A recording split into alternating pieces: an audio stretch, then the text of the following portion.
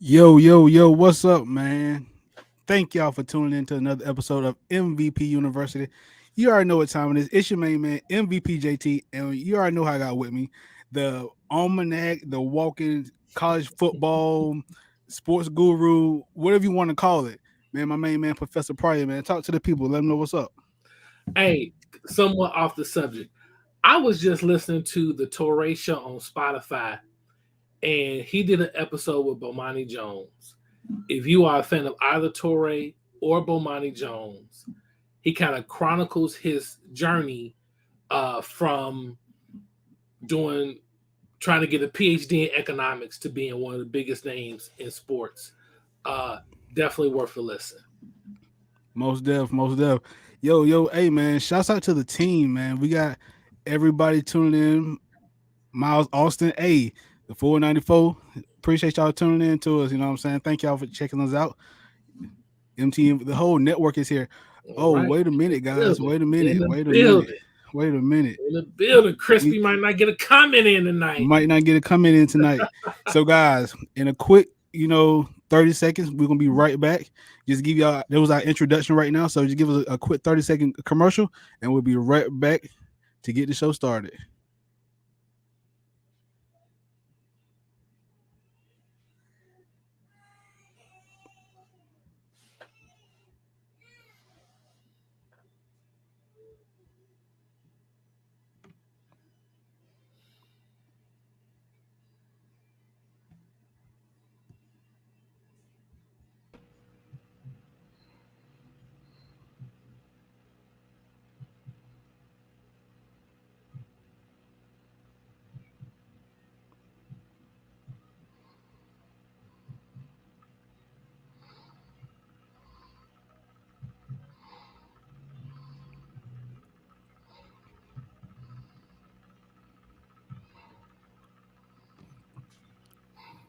All right, guys, we're back. We're back, and look who's with us. Look who's with us. He's here.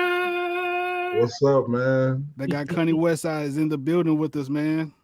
Man, Connie Westside, the best side, man. You Yes, already sir. know. Yes, sir. So thank you, man, for jumping in with us today. You are the squad, man. This is the original three right here, man. So we're gonna keep it popping, man. So as y'all know, thank y'all for tuning in to another episode of MVP University. Shouts out to the whole MTMV squad, the main card, 494 Sports Talk OC, the V Report, not the same podcast. Everybody, man. Hey, if y'all want continuously good content, check out the team, man. We give you week in, week out good content. So we're gonna hop right into it, man. So as we do on the show, we have the on the yard topic. But this week we're gonna do something a little different. We're gonna do a little barbershop talk. And the topic today right now is gonna be Jalen Carter. Like that's gonna be our intro right now. So, Professor, this accident happened a couple of weeks ago, almost a month ago, 2 months ago. This guy's at the combine. Your warrant for your arrest is given to you. What Give me your insight on that. Tell me what you think is going through his head and why now. I don't know. So I read an article from ESPN on it. I read CBS Sports, I, and it's it's it's weird. It's a very suspect sort of story. And he went on, I believe it was his Twitter, and was basically like, I'm going back, I'm turning myself in, truth gonna come out, and everybody's gonna see that all of the charges against me were not true. Allegedly, he was racing his Jeep against a 2021 Ford Explorer. Two people in the accident died. It seems very suspect that they would come after him now for a myriad of reasons. Number one, if he fled the scene, it seems like they would have caught up to him a lot earlier than now. Um, And then one article brought up him being stopped a couple times for excessive speeding, which doesn't mean he was speeding in this situation. I don't like it when you do that. That's not something that you really need to report. Just because they sped before doesn't mean they're speeding in this situation. I don't know what took them so long to kind of gather that he was racing this vehicle. And then the police initially reported it as a single vehicle accident. So, the one thing that I did not see was what was the evidence that kind of changed this whole situation from being a single car accident to now you got two cars drag racing. Right. And that was my whole thought about it. Like the initial report came out and said, it was a one car accident. Now, months later, you guys telling us it's a second car involved. Connie, talk to me. What's your thoughts on it? What do you think led to this, or why now? I mean, pretty much you want to try to nip this whole entire case in the bud. I mean, you want to make sure that you can have all resources out so you can have probable cause, and you want to make sure that everything is connected. So before you go into any type of lawsuit or trying to explain something to families like this, I mean, this is kind of sensitive. And at the same time, I'm looking at Jalen. I'm just like, yo, dude, what are you doing? You know what I'm saying? Even the young lady and the boy that was in the car. I mean, rest in peace to those two. We have to think nowadays, man. It's anything can jeopardize life. We're not talking about like opportunities in the NFL. We're not talking about opportunities in in careers or anything. We're just talking about life. Life is so precious. The fact that you want to go out there and race and do these really, really, really, really, really, and I don't want to come like that one angry, old man. You're being stupid. I mean, you are. You're doing foolish things. Tom McShay actually tweeted about Jalen some time back, talking about this guy got character issues. You know what I'm saying?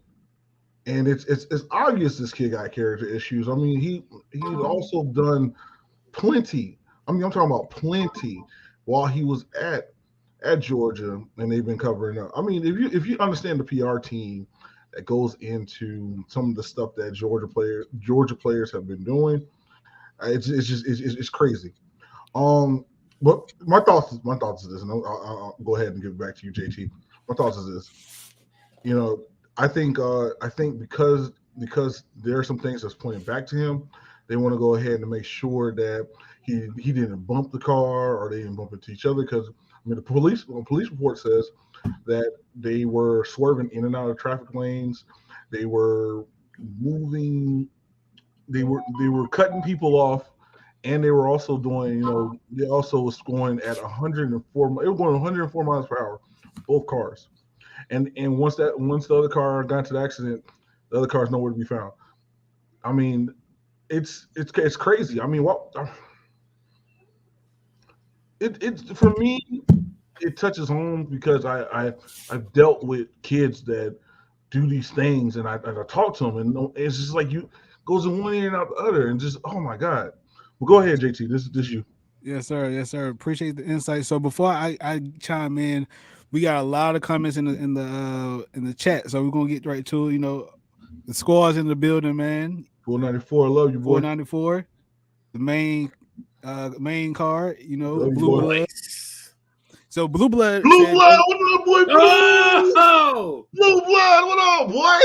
So before I get started, he had a very good comment here. He said Nolan Smith is different, easily earned himself a top 15 consideration. He has. Nolan Smith broke the combine.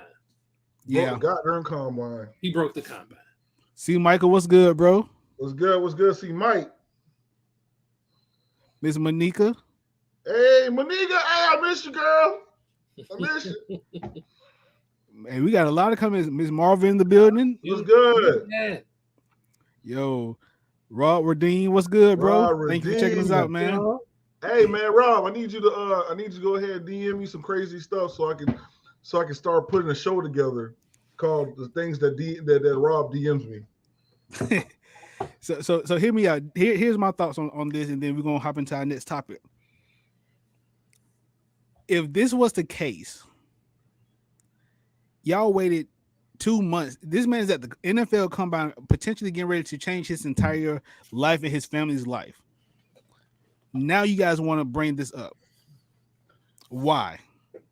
The initial report said, I'm saying the initial report said one car. You know what I'm saying? The initial report said one car. So now he's a bystander to the scene. Like he's now a part of this, accident. Like, did Athens police get it wrong, or was it because he was a Georgia football player, they overlooked it? Can I be quite blunt? What's up? Think about what they did to Tunsil or Jeremy Tunsil, and then think about what was the other offensive lineman that from LSU he had issue with a death.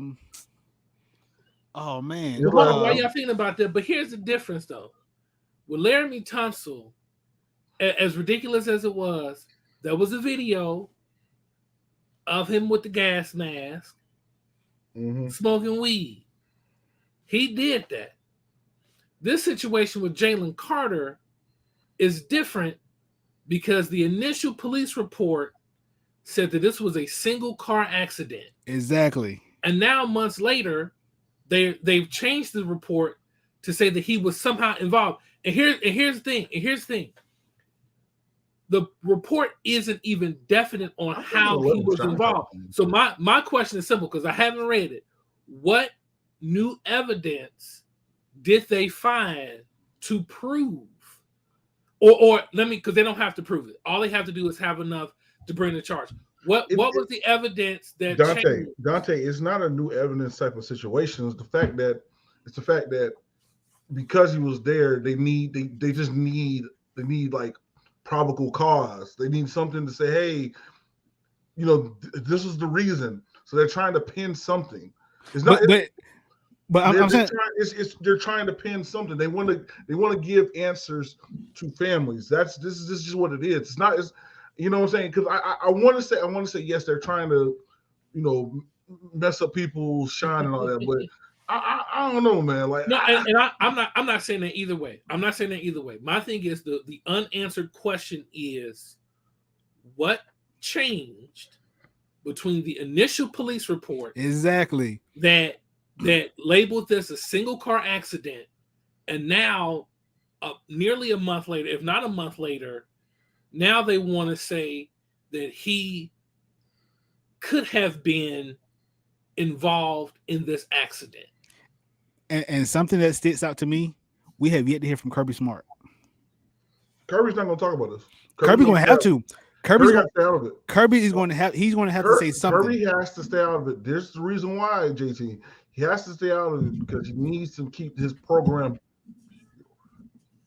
He needs the purity of the program. We know that the program's not pure by any stretch of the imagination. But at the end of the day, even if Jalen Carter, if they prove beyond reasonable doubt that he was somehow involved, number one, the program's gonna be fine. Number two, right now his involvement Georgia is Georgia and Jalen Carter. Yeah. So right now they're saying his involvement could be a misdemeanor, which means okay, so instead of him going top 5, he may go top 20, which is stupid because I mean the fact that he drove or allegedly drove like this, we don't even know really what the truth is, has no bearing on his ability as a football player. Right. Todd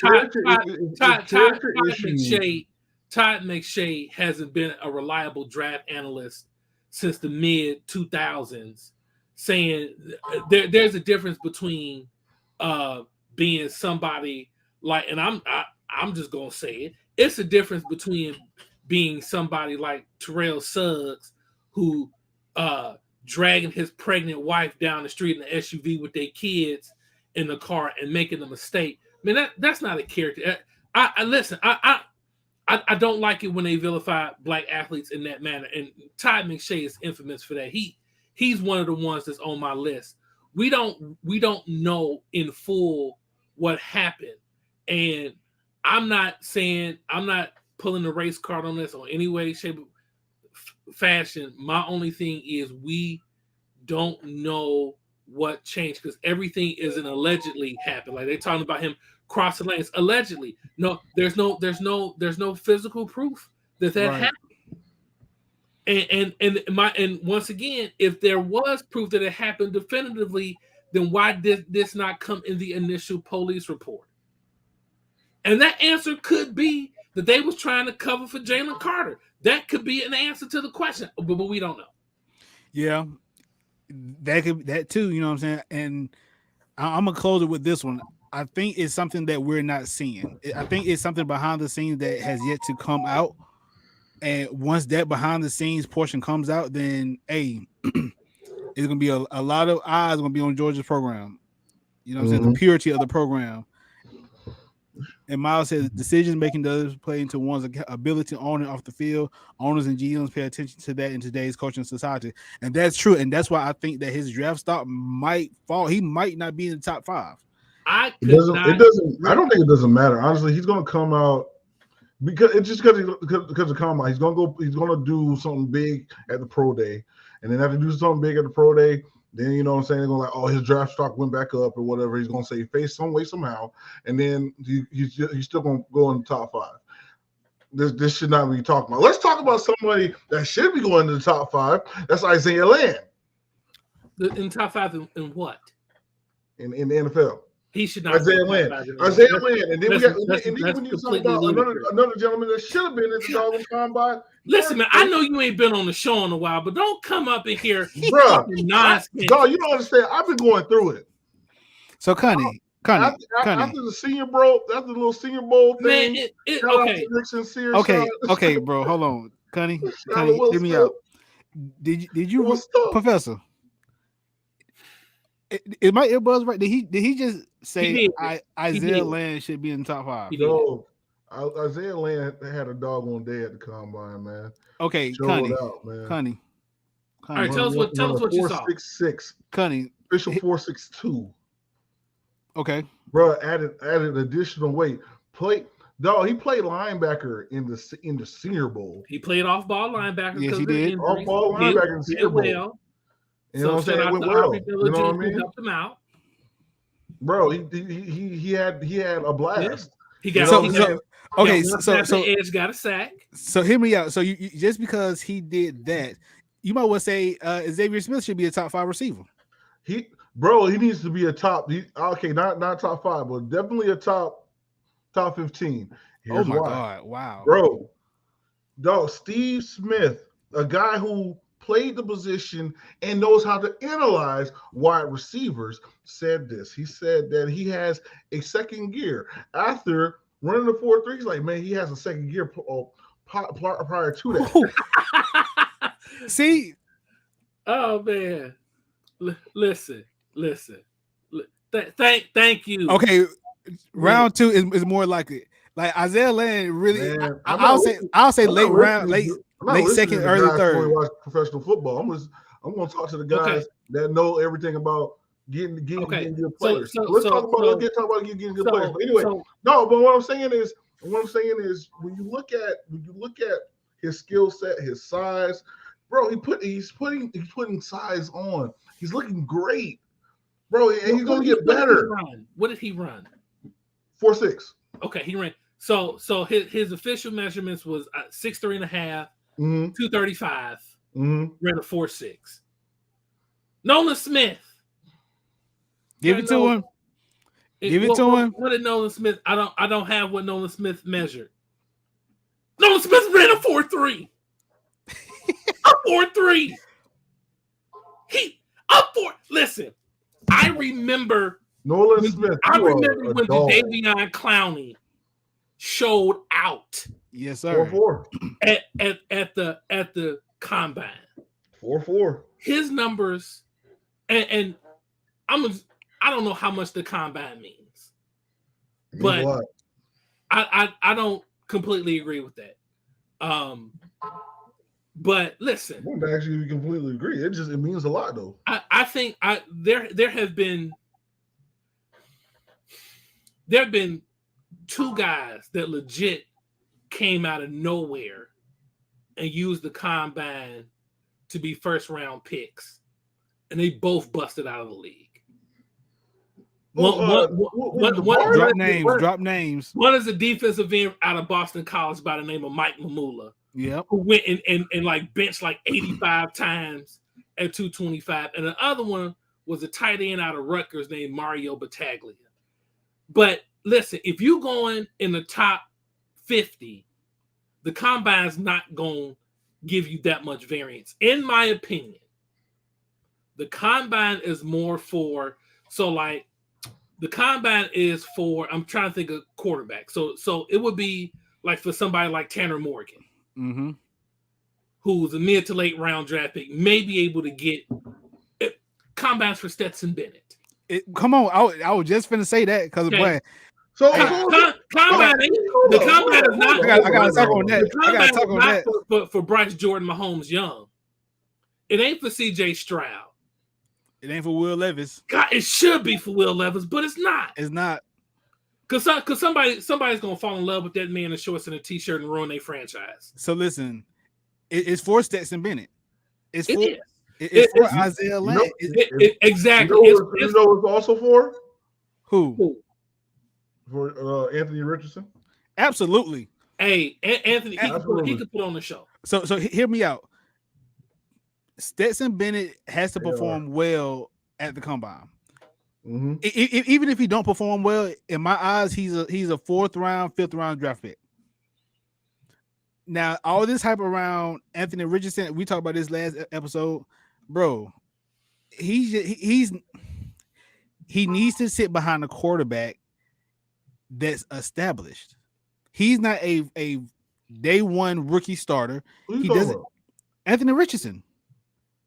No, but they're gonna try to make him do. But and I'm not saying that he is. He's gonna try to make him. He's going to be like a Jamarcus Russell. If he is in the first round draft pick, no, if he's in the first round, period, he's gonna be like Jamarcus Russell. Gonna bust out? Yeah, absolutely. Because they're gonna put too much pressure on the kid who's not ready. He is the perfect example. I want to know something. What is ready here? But go ahead, talk to me. What is ready?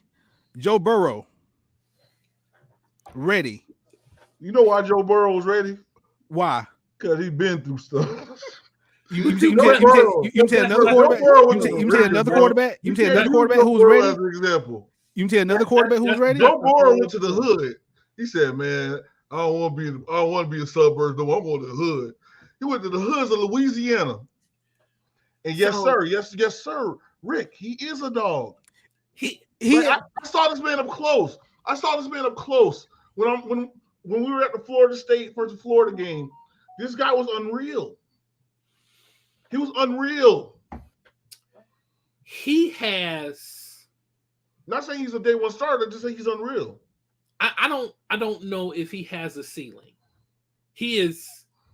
He may have the most potential upside of any quarterback in a long, long time. However, the sample size isn't there. That's number one. Sample is just not there. Number two, you look at the completion percentage, and granted, listen, JT, no offense, they didn't have much at receiver. I'll be politically correct. I won't say absolutely. They didn't have much at receiver. Absolutely. But he is someone that needs to go to the right situation. And I believe he will. And don't get me wrong. I think quarterbacks, they're few. They're few. Like you see, Trevor Lawrence, how he's brought himself along in Jacksonville. But Trevor, he was ready. He was, but he struggled as a rookie. Look who his coach was. But now I was gonna say, but he had Urban Meyer. But Bro, Trevor Lawrence ready, bro. he had the makeup. Okay. Trevor had the makeup to not get lost in the sauce in He a did. bad franchise. And Fortunately, that franchise did a good job of hiring a good coach. But I think Anthony from jump needs to go to an organization that's stable. He don't need to go anywhere that a coach is coaching for his job. Whoever that organization is, Green Bay. go and hire Jim Caldwell to be a quarterback's coach. Green Bay. Why? Green Bay. Why? I think he'd do well in Green Bay, I think. Okay, so he'll do well in Green Bay. He'll do well in Green Bay. So basically, you tell me Green Bay is the place he's gonna go to. They think Love is this great quarterback. No, he's not going to draft him, and they're gonna put pressure on Love. Love don't perform. Yeah. So basically, AR-15 or whatever number he chooses. Well, no, he's not going to go to Green Bay. He's not going to go to Green Bay because Green Bay never trades equity to move up. Right. So that's why he won't go to Green Bay. He'd do well in Green Bay, but he's not going to go because Green Bay has a formula that they've stuck to in the NFL draft. It's worked. And here's my thing. Man, okay. He goes to Green Bay. Who's to say Aaron Rodgers is going to even be there? We're not talking about Aaron Rodgers. We're talking about putting him in a position. No, we're talking about putting him in a position to where he can sit behind the quarterback. Huh? He don't look. So you mean to tell me? No, bro. So you mean to tell me Anthony Richardson would thrive being a backup to Jordan Love? Yes. Jordan Love haven't even seen the field, bro. So how can he learn from a quarterback? How can he learn from a quarterback that hasn't seen the field? No, you're not seeing what I'm saying. He's only going to go there. He will go there to put pressure on Jordan Love. He will be there to put pressure on Jordan Love. Okay. Real quick. Here's top 10. Bears got the first pick. Mm-hmm. They should trade it. Mm-hmm. Texans are second. Cardinals are third. I believe that too, Nathan. Cardinals are third. Colts are fourth. It's intriguing. Seattle's fifth. Equally intriguing. The Lions are sixth. You believe that? Vegas is seventh. Mm-hmm. So Falcons are eighth. Hold on. I'm giving you top 10 because he's projected to go top 10.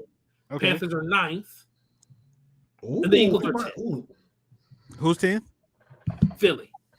All right, so I can see him going and sit behind Jared Goff.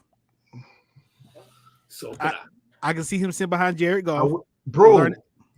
Learning a good Detroit is a death sentence. No, it's not, bro. No, it's not, bro. Detroit is a death sentence, bro. Detroit. First off, did you watch NFL this year? Wait, hold on. Detroit. Okay, can I tell you? They just did the top 10 best athletes in all of football, and coming in at number 2 was Calvin Johnson, while Barry Sanders came in at number 7. Dog, 2 of the best athletes of all time, bro. All time. Hall of Famers. 2 Hall of Famers, man. Listen. There's hope in Detroit, though. I like what Dan Campbell's trying to do. They had hope. You know how many times they had hope? They had hope with the last coach. No, I don't actually remember the last time they had any hope. They had hope. They had hope when they went to the playoffs. What you talking about? What's last year they went to the playoffs? The last year they went to the playoffs was what? 2000. I want to say 2015. The last time the Detroit Lions were legit. I'm gonna have to go back to that would be Eric Kramer, Barry Sanders, Wabash grad Pete Metzelaars at tight end, Herman Moore, Brett Perryman. They made the AFC Championship game. I was in high school, so yeah, they ain't really had hope in a while. Bro, what are you talking about, bro? Bro, listen, they were quarterbacked by Matthew Stafford. They didn't have hope when he was a quarterback. Listen. No, we don't have time in this episode. Listen to me. We don't have time. And I told you about it. We don't have time in this episode for that. A guy that tore his shoulder, rotator cuff, threw a touchdown. Said, "No, let me back in." Threw it, and then went in there for 2 points. What are you talking about? Oh, you want to? Okay, all right. What are you talking about? Fine. Let's go back to Westlake High School. Matthew Stafford was doing his recruitment. He was what Trevor Lawrence was when he was recruited. He was what Arch Manning was when he. Well, maybe not Arch because Arch has the name, but he was big time. He goes to Georgia. He's supposed to be the guy to bring Georgia the Natty for the first time since Herschel. What did Georgia do with Matthew Stafford, AJ Green? No Sean Marino. No Sean. What did Georgia do with Matthew Stafford? Nothing. Well, you gotta think. No. Because this is my issue with Matthew Stafford. I'm not saying he's not good. This guy was supposed to be the savior of the University of Georgia. He was supposed to be the savior for the Detroit Lions. And he has never lived up to even going back to 8th grade. He was supposed to be the guy to bring Westlake back to prominence since Drew Brees left and went to Purdue. He's never lived up to the promise that he was supposed to have as a quarterback, and no one's ever criticized him for it because he's a good dude who got his butt whipped in Detroit. And here's the thing. The 49ers were a mess when Montana went there. The Colts were a dumpster fire when Peyton Manning went there. The Patriots were up and then they were down. And Tom Brady came out of nowhere to resurrect their franchise. So I don't want to hear that argument. Matthew Stafford was supposed to do it for the Lions, and he didn't. And no one ever gives him flack for it, and they should. Hey, the reason why he was playing tag is that dog on for the line was trash. So right. Marvin is speaking on Justin Fields, which is another quarterback. I think he's not on the hot seat, but if he don't get no help, why would a second-year player be on the hot seat? Because, bro, come on, let's think about this, Conrad. I'm sorry about it. Yeah, you're right. Let's think about this, Conrad. They drafted him to be a franchise-changing quarterback. And which yet, he has the ability to. He has the ability to do it. When your organization is just cheeks. So I saw Miss Marvin Nichols. Don't start with big voice, man. Come on, man. He played for the Texas Panthers. What do you mean, like a high school player? I don't know where he played. Marvin, Sister Marva. You don't think he's the Bears? Dante. I'm sorry. Marvin, you don't think he's a prolific quarterback? Who? She said that he looks like a high school player, Justin Fields. I'm saying with the offensive line, yes. I don't think size is what it used to be in the NFL anymore. No, it's not. Like you don't have to be 6'5", 240 to play the position anymore. Especially not quarterback, like a toddler running every time. But no. Here's the thing about Fields. So I covered Fields at Ohio State. I think Fields is special. I think Fields he got the stereotypical black quarterback criticisms. I went back and forth with a dude on Twitter because he loved Mac Jones and talking about Fields never comes off his first read. But like the catch disparity between Devonta Smith and John Mechie that year was 3 times what it was between Garrett Wilson and Chris Olave. I'm like, no, actually Justin Fields sprays the ball around the field. He holds the ball too long because he had the best offensive line in college football that year. And then he goes to a team. Here was the issue with Fields' rookie year. Number one, as I said earlier, he played for a coach that was coaching for his job. Nagy was coaching for his job. Mm-hmm. Coaching for his job. Second, no help. But this is my thing for every Bear fan in the NFL multiverse. You tell me one time the Bears drafted and developed a good quarterback. Oh, Skrizzle! Yo, Script! Man, Script! Body we in the need to have building. a show now. Hey, off script. Hey, off script. Hey, I want Listen, to tell you, bro. You Hey, tell Prime me is the not a last culture time. vulture. Prime is not a culture vulture. Off script. Tell the people at Jackson State to stop being butthurt about stuff, man. Bro, that's old news. That's old I don't news. care, man. That's I've old been news. watching his show. Hey, They But been so butthurt hold on, about Conrad. stuff. Hold on, You're doing big things, but go ahead, Dante. I'm sorry. Tell me the last time the Bears Mhm. drafted and developed quarterback. In my lifetime, it's happened once. The last time the Bears The drafted and last developed a time they quarterback, drafted and developed a quarterback was never. I can't think of one. It happened once in my life. No. Because what he's going to say is old boy from the 89 Bears. No. I'll argue Rex Grossman. Oh, I'll argue Rex Grossman. Who? Here's why. Wait, here's why. okay. Here's why. I got to hear this one. Now, if you compare Grossman, you talking about Jim McMahon. Here's the difference. Jim McMahon played with arguably the greatest defense in the history of pro football. He got to hand the ball off to arguably the greatest running back in the history of pro football. And I also think when you talk about that era, you do have to consider the fact that there was no free agency in the 80s. Free agency didn't come in the NFL till 93. Right. Rex got the Bears to a Super Bowl.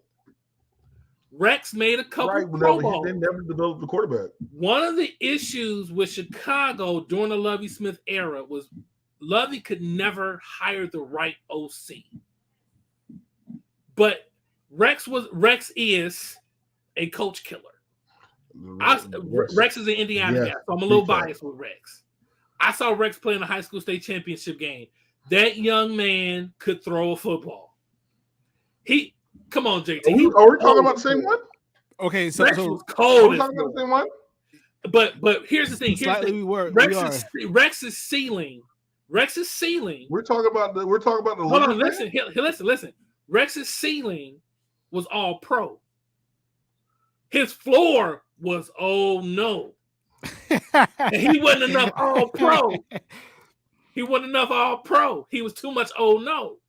Oh no! And that was really that was really the issue with Rex. And it didn't help that Rex was a 6 foot tall quarterback who was not a great athlete. Hey, but I will say this too. Mitch Trubisky could have been a quarterback. No, he could have been a decent. He could have been. Listen, no, he could have been a decent quarterback, guys. Go ahead, talk. He could have been a decent. He could have been a decent quarterback for them if they surrounded him with pieces. Allen Robinson wasn't that. He was that guy, but they needed more from Allen Robinson. You had Jordan Howard in the backfield. You had Jordan Howard. Man, what's the running? Tariq Cohen. Yeah, you had Tariq Cohen. So, but the offensive line. Wait. Tariq Cohen, bro, do not do that, boy. Because Tariq Cohen was that guy. The most unluckiest man in professional football. Tariq Cohen was that guy. Yes, he was. Bro, Tariq Cohen was that guy. Bro, in a nutshell, bro, that dude right there, bro. That dude right there. I cannot believe we spending this much time talking about the daggum Bears. I know. Dude right there. Hey, you know what? Listen. On that note, we finna stop the conversation. Okay. Wait, let me. I got this one thing. This is Trubisky in a nutshell. I don't remember who they were playing. They were playing for a spot in the playoffs. It's like 3rd and 12 from like the 20. And they run the football. Thank you, Miss Nichols. In that same draft, they could have had Deshaun Watson or Pat Mahomes. And you wouldn't get Trubisky.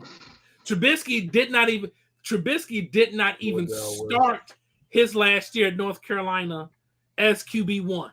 Right. It was so much wrong with that pick. But they fell in love with somebody in a t-shirt and shorts.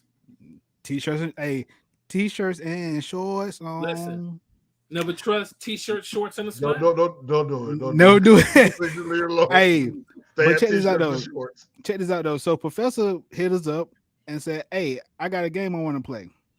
So Professor, talk to us about your game. Like, all right, let us know. So I want to take all the credit for this game, but I won't. I got it from one of my favorite podcasts, my man Tom Fernelli at Cover 3. The game is Where He Been. So we got a Florida State fan and a Florida fan. So this is how the game is real simple. I'm going to give you Florida's head coach. You got to guess how many places, head coach or coordinator, that they've been before they came to Florida. Okay. Now, here's how you play. So, JT, cool. You give me a number about how many places you think you can guess. Westside, you can either tell them to prove it, or if you think you got more, if you think you can name more places, then you say I can name more. All right. So Conrad, Billy Napier is the head coach of Florida. Okay. Where he been? How many spots can you guess? 6.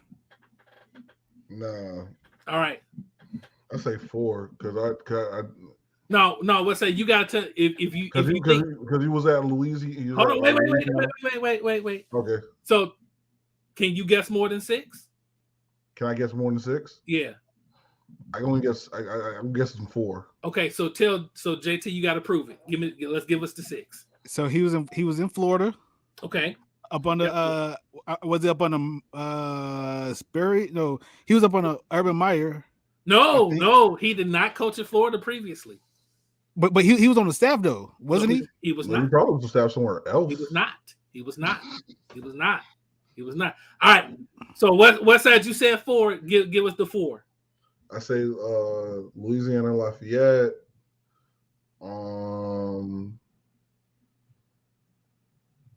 Louisiana Lafayette, Ohio State.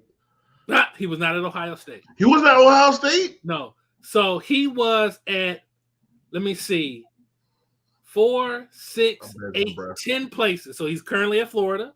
10 places? He was at Louisiana. Mm-hmm. He was under Todd Graham at Arizona State. Mm-hmm. He said under Saban, he was wide receivers coach at Alabama. Close off script. He was the quarterbacks coach at South Carolina State in 2005. He was a grad assistant at Clemson first.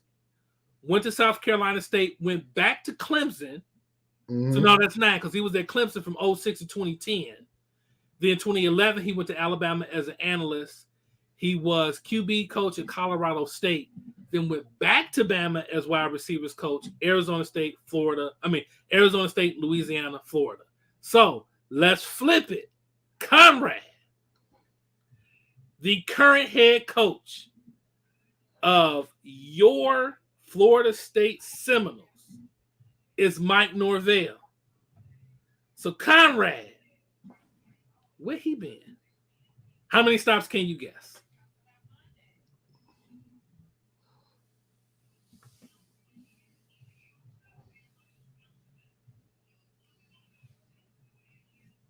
Six. Okay. JT, you got more than 6 or you want him to prove it? I think 6. Okay. All right. Well, Westside, let's get you 6. Florida State. Okay. Memphis. Tulsa. I know Arkansas State. Yeah. Oh, close. No, Arkansas? Not Arkansas State. Not Arkansas State. All right. So he got Florida State. He got Memphis, and he got Tulsa. You said Tulsa. I did say Tulsa. Okay. You did. Arizona State. State. Ah. There's one more. He went one more spot. Not Arkansas State. He was at Central Arkansas. Central Arkansas, which is his alma mater. He played wide out at Central Arkansas. Okay. So of course, nobody wins anything, even if you got everything right. It's just a fun thing to do about your favorite head coaches. No, we gotta do this. Hey, we gotta do that again. We gotta do this again. I need to do this again, bro. Hey, rub me somebody back, bro. Rub me somebody back. Can I do one? Can I do one? Not right now. Not right now. I got. We got you one next week though. Oh, I feel like Huh? we're doing where he been next week. Okay, good. Yeah. But guys, once again, as y'all see, we like to have fun on this show, man. If y'all ever want, everybody who is in the chat, man, if y'all ever want to tune What I in gotta do or with hop you, on with boy? us, man, just let us know. We're a university of people. We are the university of the people. We are for the people. MVP University, man. And I just want to say thank y'all to everyone who tuned in. Shout out to the whole squad, the MTMV family, not the same podcast. Scotty from Off Script, 494 main card, Miss Marva, everybody, the whole team, man. So Blue shouts out to blood. y'all, Blue Blood. So yeah, hey, if y'all like what y'all saw, like, share, subscribe, follow the team. We And got off blogs. script, if you saying my dude suck at the game, come on the show, play where he been. Let's see Hey, if you can do you better. know what? Yeah, You know bro. what? Hey, We're man, gonna if do you got, this. hey, We gotta I'm get Scotty on the challenging show. Blue. I'm challenging off script, and you know what? Hey, CFL podcast, whatever you are, bro. I want to challenge you because since you didn't jump off the backs of Jackson State and all that. And Neely, I want some too, bro. Since you over there with Coach Prime, I want all the smoke, bro. All the smoke. Play our game. Hey, but thank y'all for tuning in, man. It's your boy MVP JT. I got my main man Westside, the best side, and I got Professor You with me. So if y'all like what y'all saw, we want to see y'all back next week, and we got to that, and we got to that. Thank y'all. Love y'all. MVP signing out. Hey man, did y'all register